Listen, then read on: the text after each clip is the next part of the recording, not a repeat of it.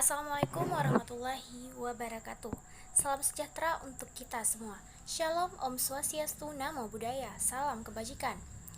Penghormatan saya kepada Ibu Mala Rahman selaku dosen pembimbing mata kuliah Hukum Internasional kelas 4B. Dan yang kami hormati rekan-rekan semua di kelas 4B mata kuliah Hukum Internasional. Di sini kami akan mempresentasikan tentang perkembangan hukum internasional, di mana kami beranggotakan 4 orang, yaitu saya sendiri Sagita Nova, Hardianta Irca Febri Alvina Banurea, dan Fajar Musaidi. Baik, langsung saja saya mulai dengan menelusur singkat perkembangan hukum internasional.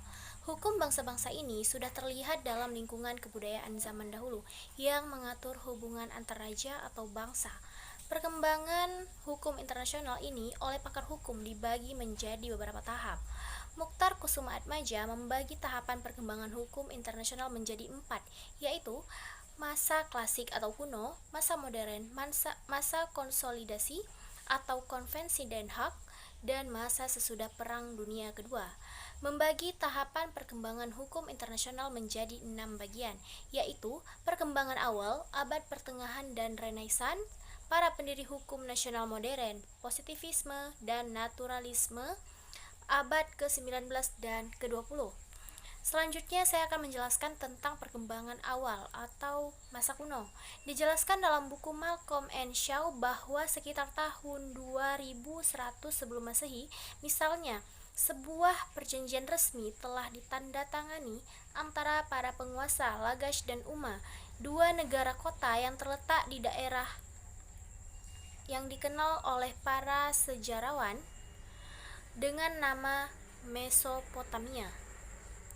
Perjanjian itu tertulis di atas sebuah balok batu dan menyebutkan tentang penentuan batas yang harus dihormati oleh kedua pihak.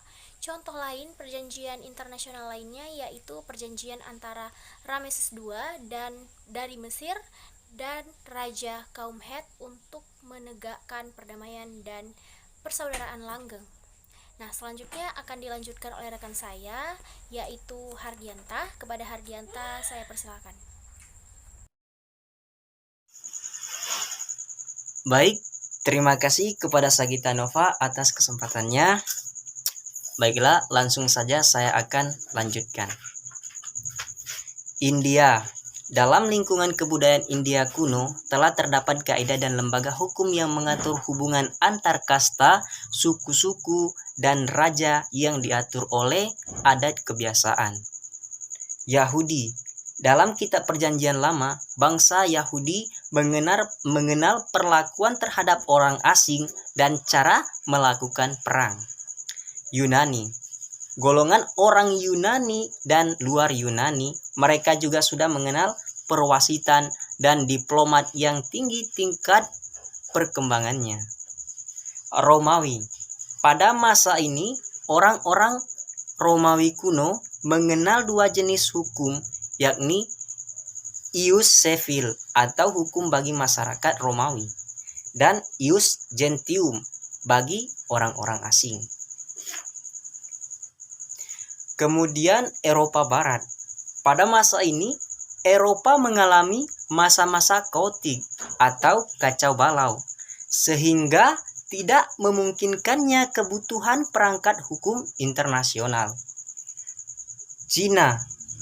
Pencapaian Cina adalah upaya pembentukan Perserikatan Negara-Negara Tiongkok yang dicanangkan oleh Konghucu dianggap telah sebanding dengan konsepsi Liga Bangsa-Bangsa atau LBB pada masa modern. Kemudian yang terakhir, Islam. Beberapa sarjana memiliki anggapan bahwa hukum internasional modern tidak murni warisan Eropa, sehingga mereka memiliki anggapan bahwa hukum internasional modern tidak murni warisan Eropa, sehingga mereka berkesimpulan akan pengaruh peradaban Islam. Masa abad pertengahan. 1. Hukum internasional pada abad ke-15 dan 16. pada masa abad pertengahan atau biasa disebut sebagai The Dark Age atau masa kegelapan. Hukum alam mengalami kemajuan kembali melalui transformasi di bawah gereja. Peran keagamaan mendominasi sektor-sektor sekuler. Sistem kemasyarakatan di Eropa pada waktu itu terdiri dari beberapa negara yang berdaulat yang bersifat feodal dan tahta suci. Meskipun pada abad pertengahan hukum internasional tidak mengalami perkembangan yang berarti, sebagai akibat besarnya pengaruh ajaran gereja.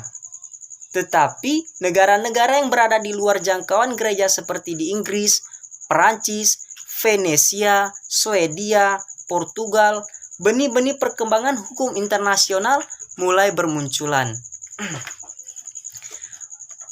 Baik, mungkin hanya itu dari saya. Kemudian akan dilanjutkan oleh teman kami, Irca Febri Alvina Banurea. Kepada Irca, saya persilakan.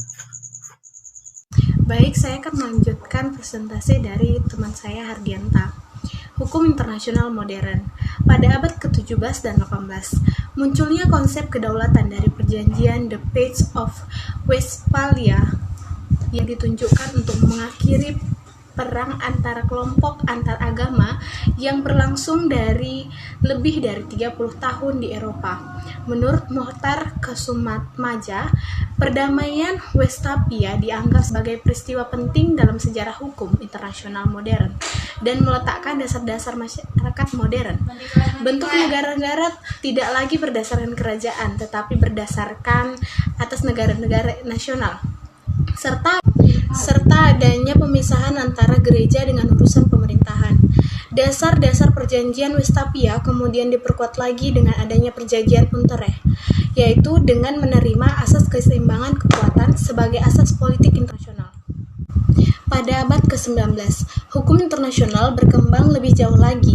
Beberapa faktor yang mempengaruhi perkembangan ini adalah adanya kebangkitan negara-negara baru, baik di dalam maupun di luar benua Eropa, modernisasi sarana angkutan dunia, penemuan-penemuan baru, terutama di bidang persenjataan militer untuk perang. Kesemuanya itu menimbulkan kebutuhan akan adanya sistem hukum internasional yang bersifat tegas untuk mengatur hubungan-hubungan internasional tersebut.